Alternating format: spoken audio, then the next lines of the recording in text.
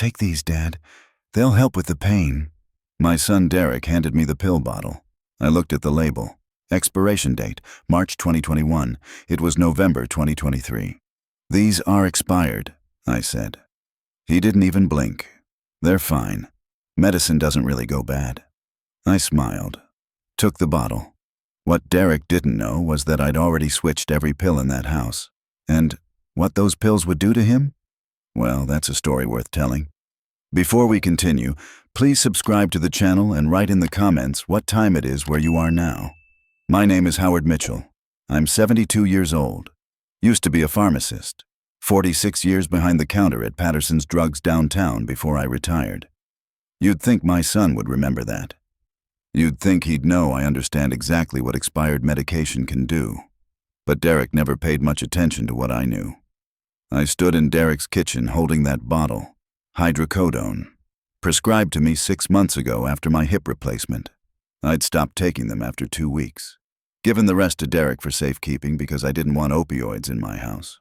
Old habit from Martha. She'd been careful about that sort of thing. Martha died 9 months ago. Pancreatic cancer. 4 weeks from diagnosis to funeral. Derek inherited the house, the one Martha and I bought in 1978. 4 bedrooms, corner lot, paid off in 2003. Worth about $400,000 now, according to the assessor. Derek got it because he'd moved in to help take care of Mom those last few weeks. He never moved out. You should probably take 2, Derek said. He was scrolling through his phone, didn't look at me. You said the pain was bad. One's fine. Suit yourself. He walked out of the kitchen. I heard his office door close. The office that used to be Martha's sewing room. She'd spent hundreds of hours in there, making quilts for every grandchild, every church auction, every friend who had a baby. Derek put in a gaming computer and a mini fridge. I looked at the pill bottle again. The pharmacy label was mine, Patterson's Drugs. But the pills inside, I'd switched them 3 days ago. Took out every hydrocodone tablet and replaced them with Senokot. Laxative pills. Same size, same general color if you weren't paying attention, which Derek never was. I'd done the same thing with every medication in the house. The Ambien Derek's wife Vanessa took, now melatonin.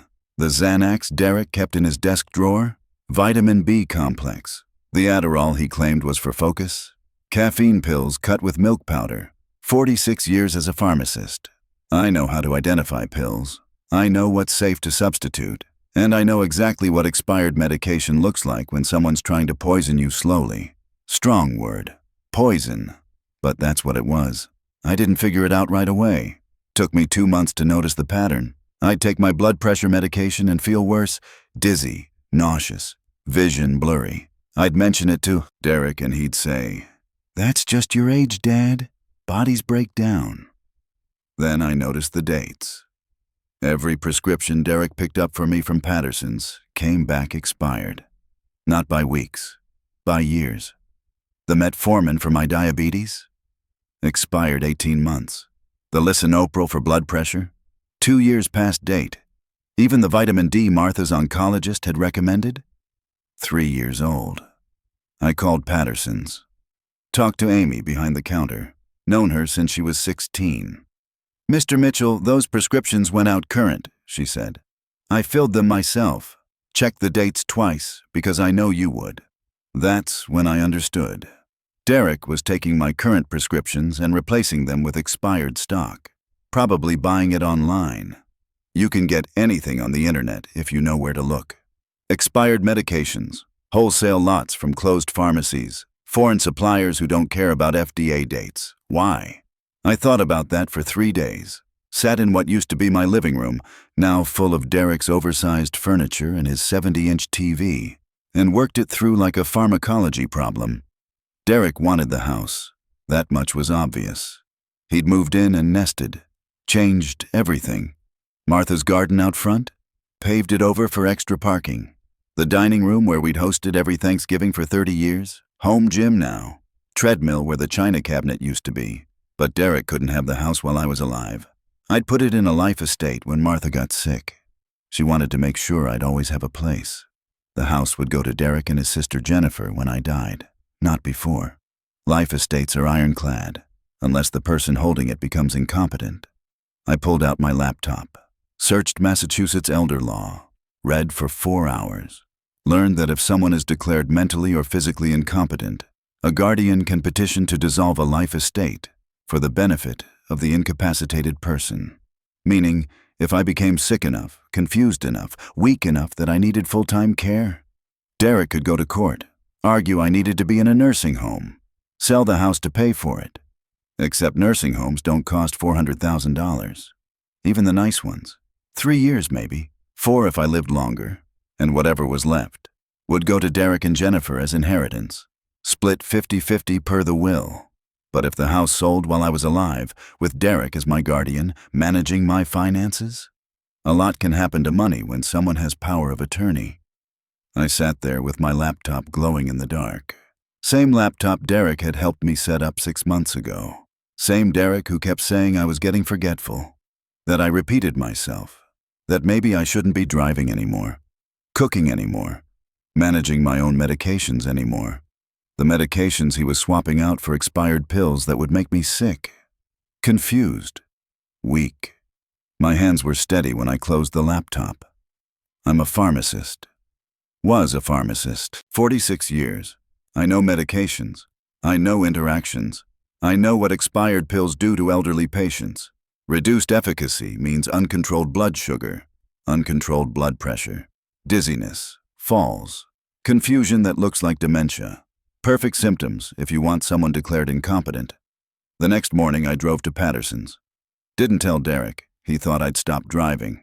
I let him think that. Took the car while he was in his office doing whatever he did in there all day. Gaming, trading crypto, living rent-free in my house. Amy filled all my prescriptions fresh. I watched her pull each bottle, check dates, initial the labels. "Mr. Mitchell, is everything okay?" she asked. "Fine, Amy. Just being careful." I took the bottles home, hid them in the garage, in the cabinet where I used to keep paint supplies. Derek never went in there. Too much like work. Then I went through the house. Every medication Derek and Vanessa had, every pill bottle in every bathroom and bedroom and office drawer. I didn't take anything, just switched them. Derek's Ambien for Vanessa's insomnia? Melatonin now. Natural. Harmless. Might not work as well, but wouldn't hurt her. The Xanax Derek took for anxiety? Vitamin B complex. Would piss him off when it didn't work, but wouldn't harm him. The Adderall, though, that one I thought about. Derek didn't have ADHD, never had. Got the prescription 4 years ago from some online doctor. Told Martha he needed it for work. Martha believed him because Martha wanted to believe the best about our children. I knew better. Derek took Adderall to stay awake during gaming marathons. Took it to feel sharp and focused and superior. Took it because he was addicted to the buzz. I replaced every tablet with caffeine pills, crushed them up, mixed with milk powder to match the color, repressed them in a pill press I ordered online. 46 years as a pharmacist. I know how pills are made. Would Derek notice? Maybe. Would it matter? Not really. Caffeine would give him energy, keep him awake. Might not be the same high, but close enough he'd convince himself it was working. And if he accused me, I'm 72, grieving widower, taking medications that my son picked up for me. How would I even know how to swap pills? Why would I? I'm just a confused old man who keeps forgetting things. At least that's what Derek kept telling everyone. 3 days after I switched the pills, Derek handed me the expired hydrocodone, told me to take 2. I smiled, said I'd take 1, took it into my bathroom, flushed it, took my real pain medication, the current prescription hidden in the garage. My hip hurt like hell, but I wasn't about to take expired opioids. Reduced potency means they don't work right. Degraded compounds can cause organ damage. I knew this. Derek knew I knew this. He just didn't care.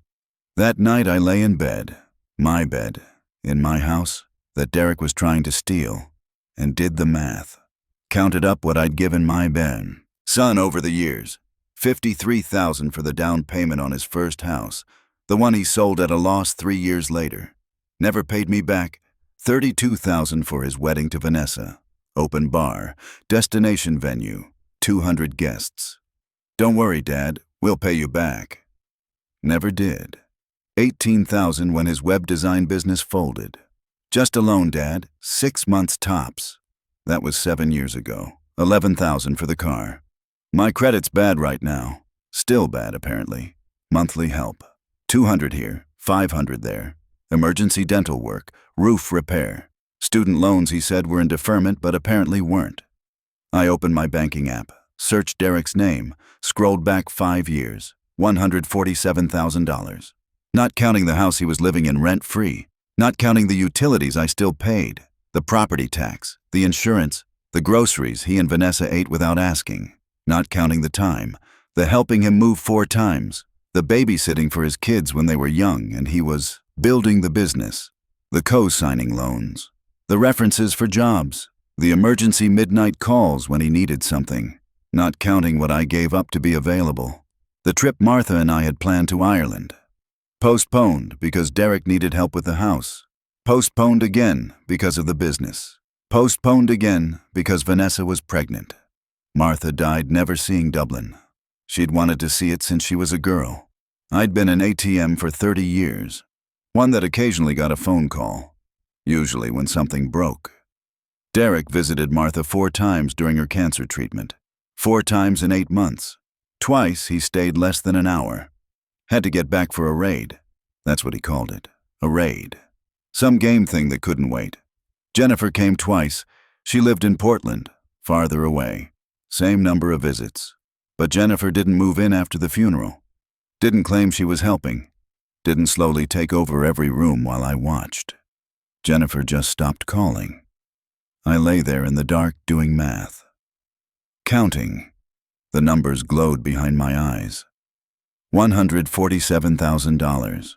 4 visits during 8 months of cancer. 0 apologies for expired medication. The rage built slow. Hot. Focused. I felt it in my chest, in my jaw, in the way my hands curled into fists under the blankets. Martha would have said to forgive him, to remember he's my son, to remember I'm supposed to be the parent, but Martha was dead, and Derek was trying to kill me. Maybe not with a gun, maybe not with a knife, but with expired medication and manufactured incompetence and a slow, steady push toward a nursing home that would let him sell my house. Murder doesn't have to be fast to be murder. I got up, went to the kitchen, made coffee. Same kitchen where Martha and I had shared morning coffee for 43 years. Same table Derek had eaten breakfast at for 18 years before moving out. Same table he now covered with his laptop and his chargers and his energy drink cans. I sat there drinking coffee as the sun came up. Thought about what expired medication does to elderly patients. How many times I'd counseled families at Patterson's. Told them to check dates, to never take anything past expiration, to never trust that it's probably fine. Told them that reduced efficacy in blood pressure medication can cause stroke. In diabetes medication can cause diabetic coma. In heart medication can cause heart attack. Told them that expired medications kill people every year.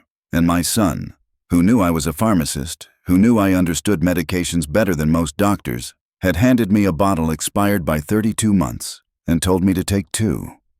I finished my coffee, rinsed the cup. Same cup Martha bought at a church craft fair 20 years ago. Derek had tried to throw them out last month, said they were old person dishes. I'd taken them out of the trash. Then I went to my computer, started documenting everything, every expired medication with photos, every date, every prescription label showing Patterson's had filled them current, every date Derek picked them up, every symptom I'd experienced. I created a spreadsheet, dated each entry, matched symptoms to medications, cross-referenced with pharmacology databases showing degradation effects. 46 years as a pharmacist. I know how to document. Then I called my lawyer, Gerald Hoffman, did Martha's will, did our estate planning, knew everything about the life estate. Gerald, I need to update my power of attorney. Sure, Howard, what changes? I need to revoke Derek's, add Jennifer as backup, but I want the primary to be you. Silence on the other end. Then, Howard, that's unusual. Is everything okay? I need it done today. Can you do that? Today?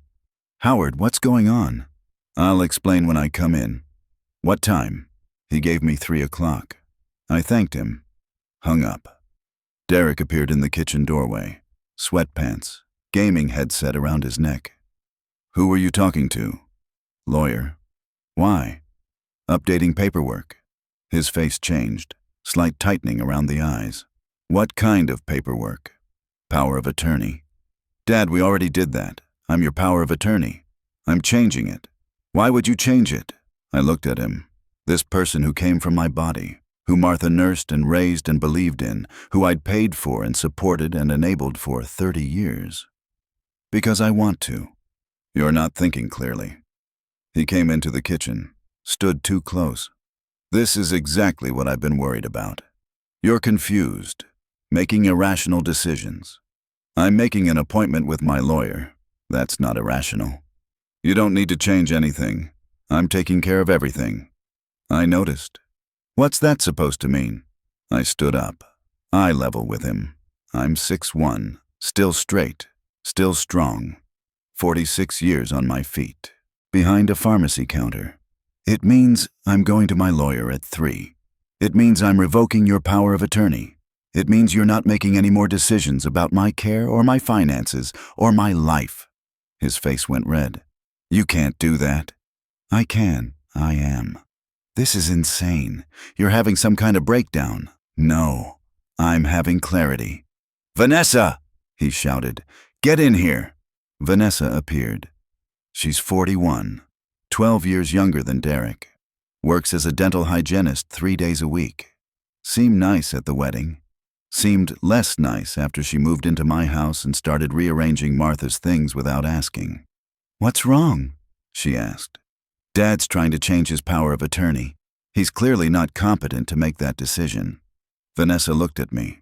Howard, maybe you should sit down. You seem upset. I'm fine. You've been very forgetful lately, she said. Soft voice, concerned voice. The voice you use with confused elderly people. Maybe we should call your doctor. My doctor is fine. I saw him last week. Cognitive test, perfect score. Derek's eyes narrowed. You took a cognitive test? I did. Why? Because I wanted documentation that I'm mentally sound, before I revoke your power of attorney. The kitchen went quiet.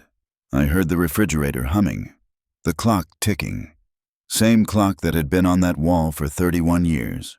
Derek's jaw tightened. You planned this. I'm going to my lawyer at 3. I'd like you both out of the house while I'm gone. This is my house too, Derek said. No, it's not. It's my house. You're living here. There's a difference. Mom wanted me to take care of you. Your mother wanted you to help me after she died, not take over my life. That's not what's happening, isn't it? I walked past them, went to my bathroom, locked the door, took my real medications, the ones hidden in the cabinet behind Martha's old toiletries that Derek had told me to throw out. Blood pressure, diabetes, thyroid. All current, all effective, all actually doing what they were supposed to do. I looked in the mirror, 72 years old. Gray hair, deep lines, but clear eyes, steady hands. Not incompetent, not confused, not dying on my son's timeline. I went to Gerald's office at 3. Derek didn't leave the house, neither did Vanessa. But I went anyway.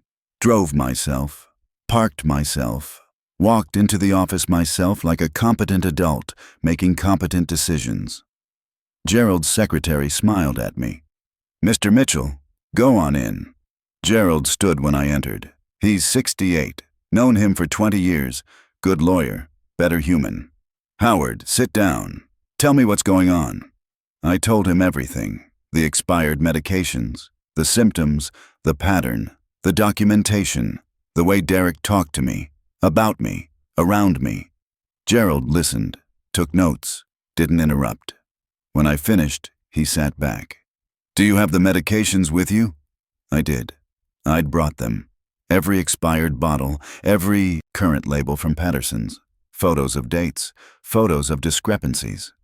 Gerald examined each one. How long has this been happening? 2 months that I noticed. possibly longer. And you switched the pills in Derek's house? I did. With what? I told him. Every substitution, every harmless replacement. He almost smiled. That's clever. Possibly illegal, but clever. Is it illegal to replace someone's medication with vitamins? Depends on the state, the circumstances, and whether anyone gets hurt. But that's not the immediate concern. He set down his pen. Howard, what do you want to happen? I want Derek out of my house. The house you have a life estate on. Yes. And Derek has been living there rent-free for 9 months. Yes. Do you have a written agreement with him? Lease? Anything? No. Then legally he's a tenant, even without paying rent. You'll need to evict him. How long does that take? In Massachusetts? 30-day notice if month to month, then court process if he doesn't leave. Could be 2 to 3 months total. And in the meantime? In the meantime, you revoke his power of attorney. I'll file that today. You make sure your medical documentation is in order. Cognitive testing, competency evaluations, anything that proves you're of sound mind. I did a cognitive screening last week. Montreal Cognitive Assessment. Perfect score. Good. Get a full neuropsych evaluation. I'll give you names. Get it done within the week. He leaned forward. Howard, Derek could fight this. He could claim you're being coerced or you're incompetent. He could make this very ugly. Let him try. I need you to understand what you're starting. I understand perfectly. My son has been poisoning me with expired medication to make me appear incompetent so he can dissolve my life estate and sell my house. I'm a pharmacist. I know exactly what he's doing, and I'm stopping it. Gerald nodded slowly. Okay then, let's do this right. We spent 2 hours updating everything. Power of attorney transferred to Gerald as primary. Jennifer as backup. Healthcare proxy updated. Advanced directives reviewed. A note added to my file documenting my concerns about Derek and the expired medications. This note is important, Gerald said. If Derek tries to claim you're incompetent, this shows you were aware of the problem and took rational steps to address it. Can I file a police report? You could, but proving intent would be difficult. He could claim he didn't know the medications were expired, that it was an honest mistake. 9 different medications? All expired? I agree it's suspicious, but suspicion isn't proof. My advice? Focus on protecting yourself legally. Get the competency evaluations. Get Derek out of your house. Keep documenting everything. I left Gerald's office with new documents and a plan. Drove home. Derek's car was still in the driveway. I walked in. He was in the living room. Vanessa sat beside him. We need to talk, Derek said. No, we don't. Dad, please sit down. This is my house. I'll stand if I want to. You're being irrational. I pulled out the papers, set them on the coffee table. Your power of attorney has been revoked. Gerald Hoffman is now my primary. Jennifer is backup. These are the filed copies. Derek grabbed the papers. Read. His face went from red to white. You can't do this. I did. I'll fight it. You're not competent. I have a cognitive screening dated 3 days ago. Perfect score. I have an appointment for full neuropsych evaluation next week. I have documentation from my lawyer stating I'm of sound mind. You can fight all you want. This is because of some expired medication? Are you serious?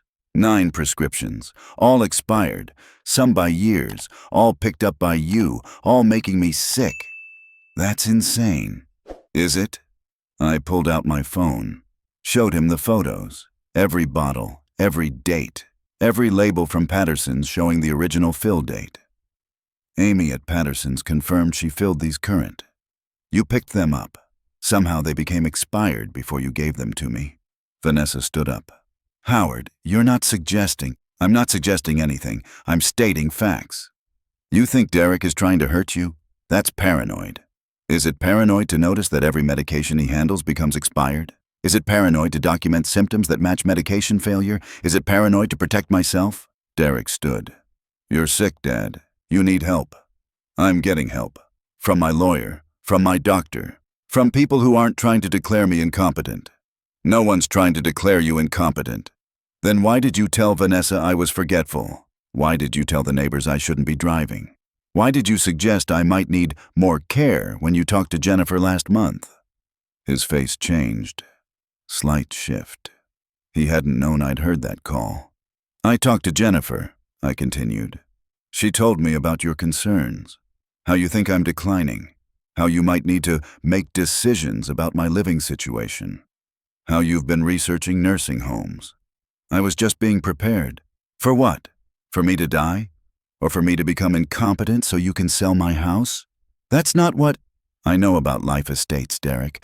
I know you can't touch this house while I'm alive and competent. I know that must frustrate you. Vanessa grabbed Derek's arm. Let's go. We can talk about this later. No, Derek said. I'm not leaving. You're not staying, I said. You can't kick me out. I live here. You're a guest who's overstayed. I want you out. I have rights. You're an adult son living rent-free in your father's house. You have no rights. I want you gone in 30 days. I pulled out the second set of papers, the notice to quit that Gerald had prepared, set it on the table next to the power of attorney revocation. 30 days. Legal notice. If you're not out, I'll file for eviction. Derek grabbed the notice, read it. His hands shook. You're actually doing this. I am. Mom would be ashamed of you. The words hit like a punch, but I didn't flinch. Your mother would be ashamed that you're trying to steal my house, that you're poisoning me with expired medication, that you moved into our home and erased every trace of her like she never existed. I didn't erase. Her garden is a parking lot. Her sewing room is your office. Her dishes are in the trash. Her quilts are in storage. Her photos are in boxes in the garage because Vanessa wanted a fresh start. You erased her in 6 months. Vanessa's face went red. That's not fair. Get out of my house. Howard, get out. They left. Derek grabbed his jacket. Vanessa grabbed her purse. They walked out without another word. I heard the car start, heard them pull away. The house went quiet. I sat on the couch, my couch, in my living room, in my house, and I started to shake. Not from fear, from rage, from 9 months of watching my son systematically take over my life, from 2 months of being poisoned, from 30 years of being an ATM with legs. I sat there shaking until it passed. Then I got up, made coffee, called Jennifer. Dad, is everything okay? No, but it will be. I need to tell you something. I told her everything. The medications, the pattern, the eviction notice, the revoked power of attorney. She was quiet for a long time. Then, I knew something was wrong. You did? Derek kept calling me, saying you were declining, that we needed to make plans. I thought he was being paranoid. Or controlling. I didn't think... She stopped. I should have visited more. You live in Portland. I should have visited more. I need you to be my backup power of attorney. Gerald has you listed. I wanted you to know. Of course. Dad, do you need anything? Money? Help? No. I need you to understand that Derek is going to call you. He's going to tell you I'm having a breakdown, that I'm incompetent, that I need intervention. I need you to know that's not true. I know it's not true. You sound clearer than you have in months. That stopped me. What do you mean? You've sounded foggy lately, when we talked on the phone, like you were struggling to focus. I thought it was grief. It was expired medication. Jesus Christ. He was doing it deliberately, Jennifer, making me sick, making me seem confused, so he could declare me incompetent. I'm coming down this weekend. I'll get a hotel. No, stay here. Derek will be gone. Are you sure? I'm sure. We talked for an hour. She cried. I didn't. I was too angry to cry. The next morning, Derek's lawyer called. Young guy, aggressive tone. Mr. Mitchell, I represent Derek Mitchell. I'm calling about the eviction notice. Call my lawyer, Gerald Hoffman. Mr. Mitchell, I think we can resolve this without... Call my lawyer. That guy. Hung up. He called back. I didn't answer. He left a voicemail. I deleted it. Gerald called an hour later. Derek's lawyer wants to negotiate. No. Howard, listen to what they're offering. No. 30 days. Then eviction. No negotiation. They're claiming you're not competent to make this decision. Then they can prove it in court. I have cognitive testing. I have documentation. I have 9 bottles of expired medication with photos. Let them explain that. Gerald paused. You're really ready to go to war with your son. He started this war 9 months ago. I'm finishing it. Okay, I'll tell them no negotiation. The next 3 days were quiet. Derek didn't come to the house, didn't call. Vanessa didn't contact me. I went to the neuropsych evaluation. 4 hours of cognitive testing. Memory, processing speed, executive function, problem solving. Attention. The psychologist smiled when we finished. Mr. Mitchell, your scores are excellent. Well above average for your age. Can you document that? Of course. I'll have the report done in a week. I need it in 3 days. That's unusual. I'm in a legal situation. My son is claiming I'm incompetent. I need documentation that I'm not. Her smile faded. I see. Yes, I can have it done in 3 days. The report came back perfect.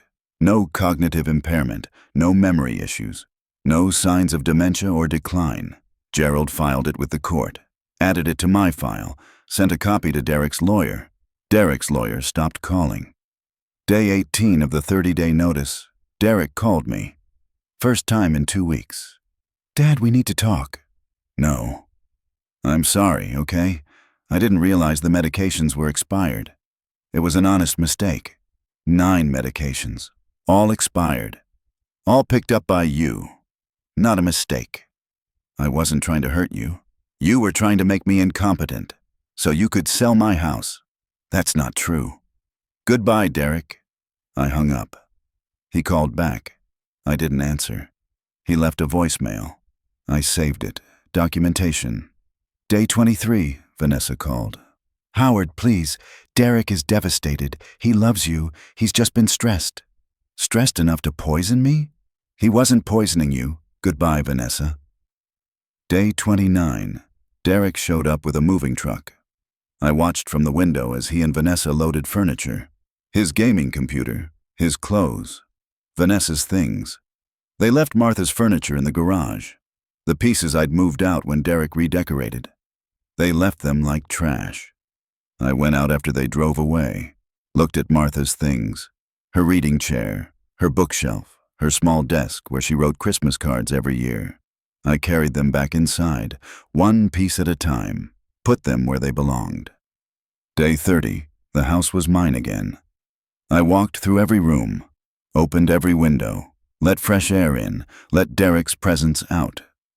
In the kitchen, I found 1 pill bottle, hidden behind the coffee maker. Hydrocodone. Expired. I took a photo, added it to the file. Then I flushed every pill down the toilet. Jennifer came that weekend, stayed for 3 days. We sorted through Martha's things, put photos back on walls, hung her quilts, planted bulbs in the front yard where Derek's parking lot had been. How are you feeling? Jennifer asked. Tired, angry, relieved. Do you think Derek will try anything else? I don't know. I hope not. But I knew he would, because 4 days after the 30-day notice expired, Adult Protective Services called. Mr. Mitchell, we received a report of concern about your welfare. Who called? We can't disclose that, but we need to schedule a home visit. They came on Tuesday. A social worker named Linda, mid-50s, kind eyes, professional demeanor. She walked through the house, asked questions, checked my medications, looked at my food, talked to me about my daily routine. Mr. Mitchell, you seem to be doing very well. The house is clean. You're well groomed. Your medications are organized and current. Can I ask what the concern was? My son called you. I can't confirm.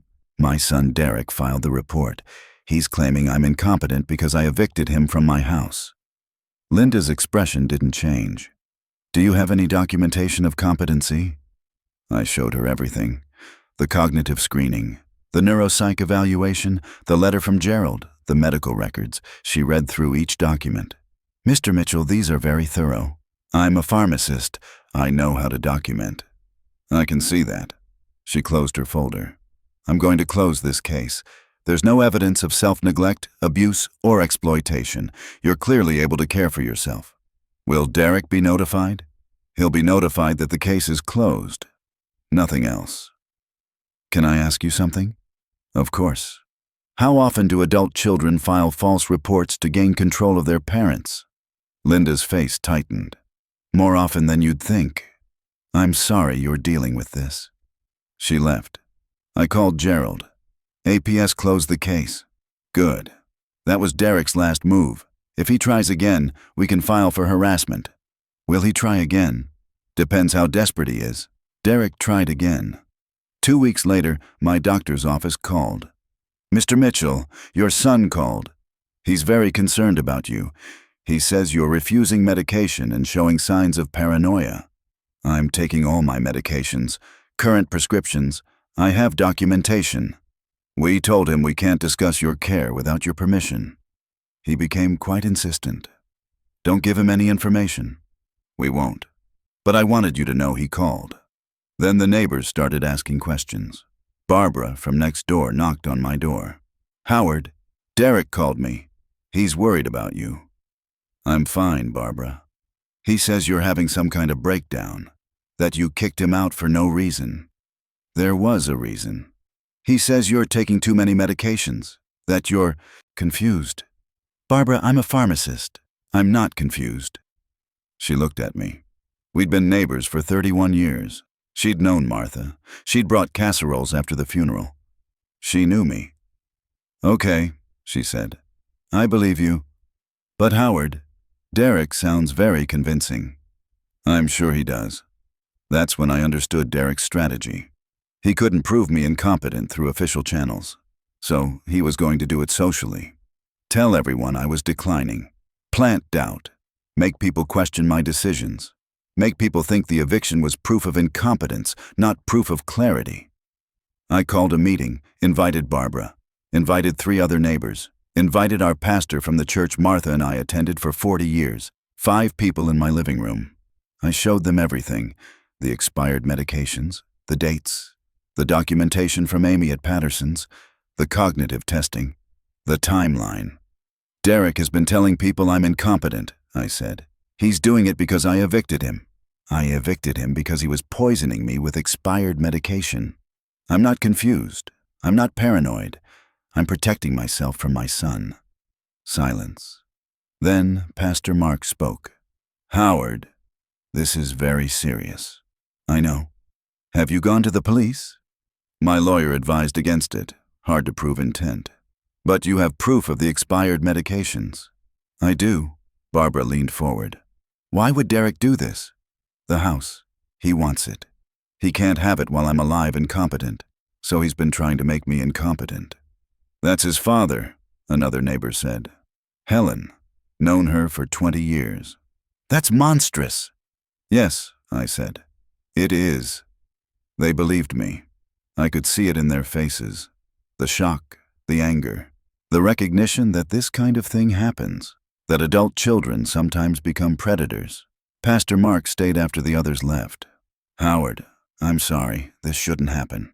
"But it does. What can I do?"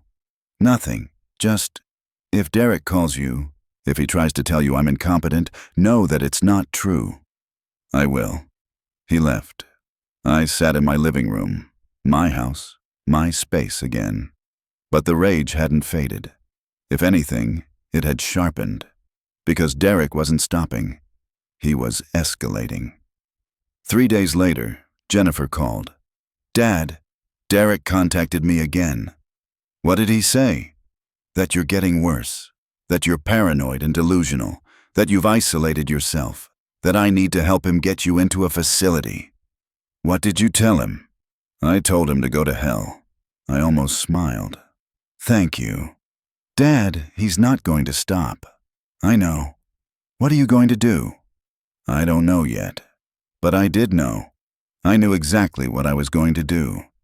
Because 2 days later, Derek made his final mistake. He showed up at my house. I heard the key in the lock. He still had a key. I'd forgotten to change the locks. The door opened. Derek walked in. Vanessa behind him. "Dad, we need to talk." I stood up from the kitchen table. "You need to leave. This has gone far enough. You're sick. You need help." "I'm not sick. You kicked me out of my own house. My house. You filed false reports against me." "I documented facts." "You turned everyone against me." "I told the truth."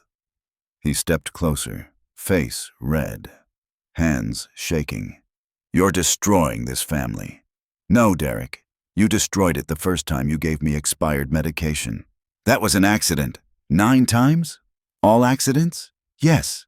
"Then you're incompetent. Maybe I should file for guardianship of you." His face went purple. "You bastard. Get out of my house." "No." He moved to the kitchen table, grabbed my current medications, the real ones, the ones that were actually keeping me alive. "These are what's making you paranoid." "I'm taking them." He headed for the door. I stepped in front of him. "Give those back." "No. You're taking too much. You're confused." "Derek, give them back." "Make me."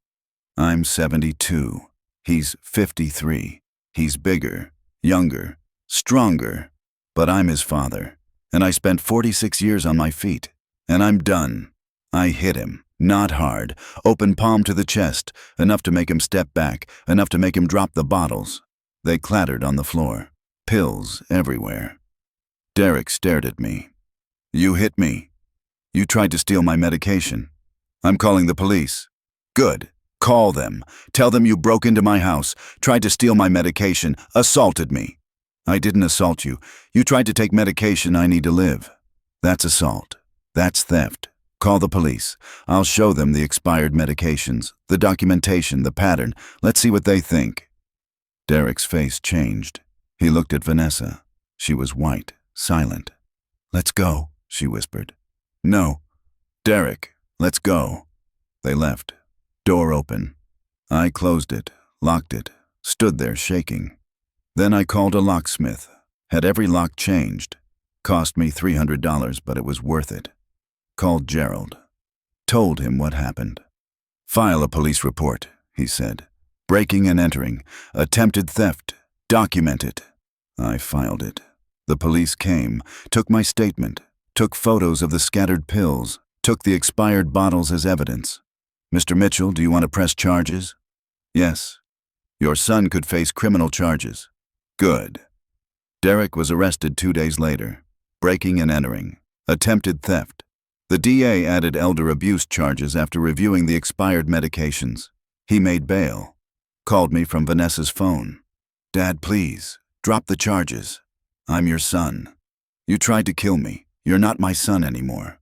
"I wasn't trying to kill you. Goodbye, Derek." I hung up. Blocked Vanessa's number. Blocked Derek's number. Blocked everyone associated with him. Jennifer came down again. Stayed a week. Helped me sort through the rest of Martha's things. We cried together, laughed together, remembered together. "How are you really doing?" she asked. "Better. Clearer. The medications are working now that they're actually current." "I'm so sorry. I didn't see it sooner." "You live in Portland. You didn't know." "I should have known." "Jennifer, this is not your fault. This is Derek's fault. Only Derek's." She nodded. But I could see the guilt. The way adult children carry guilt when their siblings turn out to be monsters. The trial was 6 months later. I testified, showed the expired medications, the photos, the dates, the documentation from Patterson's, the cognitive testing, the timeline of symptoms. Derek's lawyer tried to paint it as a misunderstanding, an honest mistake, a son trying to help his aging father. The jury didn't buy it. 9 medications, all expired, all picked up by Derek, all making me sick. Pattern proves intent. Guilty on all counts. The judge gave him 2 years, suspended sentence, 5 years probation, restraining order, and restitution. "Mr. Mitchell, the judge said, addressing Derek. You systematically attempted to incapacitate your father for financial gain. You violated the trust between parent and child in the most fundamental way. You're fortunate this court is showing you more mercy than you showed him. Derek looked at me once as they let him out. I didn't look away. That was 8 months ago. I still live in my house. Same house Martha and I bought in 1978. Same house where we raised 2 children. Same house where she died holding my hand. Same house Derek tried to steal. Jennifer visits every month, sometimes more. We've rebuilt the relationship. Slowly, carefully, with honesty. I haven't spoken to Derek. He's called twice from prison. I didn't answer. He writes letters. I don't open them. Some people tell me I should forgive him, that he's my son, that family is family. But family doesn't poison you with expired medication. Family doesn't try to steal your home. Family doesn't try to declare you incompetent so they can sell everything you worked for. Derek chose to be a predator. I chose to survive. That's not unforgiveness. That's clarity. I still go to Patterson's for my prescriptions. Amy still fills them. She hugs me every time I come in. How are you, Mr. Mitchell? Good, Amy. Really good. And I am. My blood pressure is controlled. My diabetes is managed. My mind is clear. My house is mine. I'm 72 years old. I survived cancer taking my wife. I survived my son trying to take everything else. I'm still here, still standing, still competent, still angry sometimes, still hurt, but also still free. That's worth more than any inheritance Derek thought he'd get. Barbara brings me casserole sometimes. Helen checks on me. Pastor Mark calls every week. Jennifer visits. My grandkids from Jennifer come for summers. I have a life, one that's mine, one that Derek can't touch. Last week I found one more bottle, hidden in the back of the bathroom cabinet. Hydrocodone. Expired March 2021. I took a photo, added it to the file. Then I flushed every pill. Same as before, same as always. Evidence of what Derek tried to do. Evidence that I survived it. The bottle sits on my desk now. Empty. A reminder, not of the pain, not of the betrayal, but of the moment I chose to fight back, the moment I switched the pills, the moment I stopped being a victim. That's what people don't understand about these stories. It's not about revenge. It's not about punishment. It's about the moment you decide you're worth protecting, even from your own child. I'm Howard Mitchell, 72 years old, retired pharmacist, widower, father, survivor, and I'm still here. If you like this story, please like it, subscribe to the channel, and share your impressions in the comments. To listen to more stories, click on the window on the right. Thank you for being with us.